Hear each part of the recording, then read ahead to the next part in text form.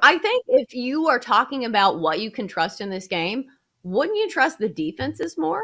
And I know this is a really low total at 39, but so far, primetime unders are off to a hot start. I believe they're either 6-1 or 7-2, something along those lines.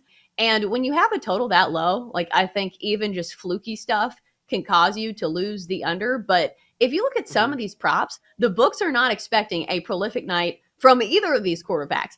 So I do expect it to be a low scoring game. So honestly, I think I would rather play an under than any side in this game. Thus far on the season, Chelsea, unders are 29, 17, and 1. That is a clip of 61.7%.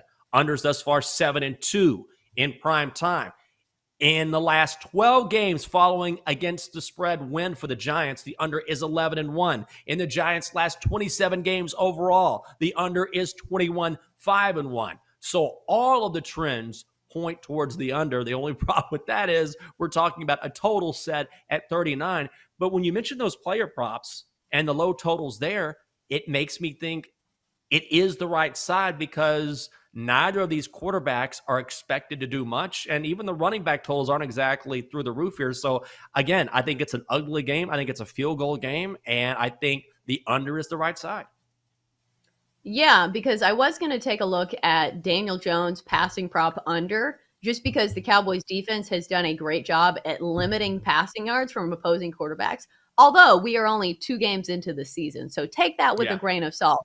So if you look at Daniel Jones, though, his passing prop is under 200 passing yards. It is 198, something like that. So when it's that low, I think I'm a little afraid to bite. I think the props that I kind of have circled in this matchup are CeeDee Lamb over 55.5 receiving yards. This number has already gone up. It was 51.5 just last night when I did my initial research, just because I know Michael Gallup is back.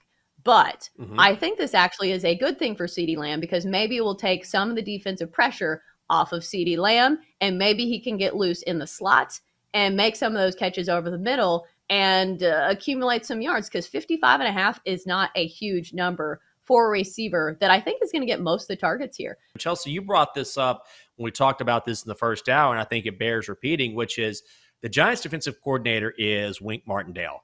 And he made a name for himself with the Baltimore Ravens. And he is known for bringing the house and blitzing pretty heavily. If you're Wink Martindale and you're that Giants defense, don't you think you make Cooper Rush beat you and you not necessarily bring the house every play, but you put tons of pressure on him and you make him beat you in what's going to be a very, very difficult atmosphere in which to play in prime time?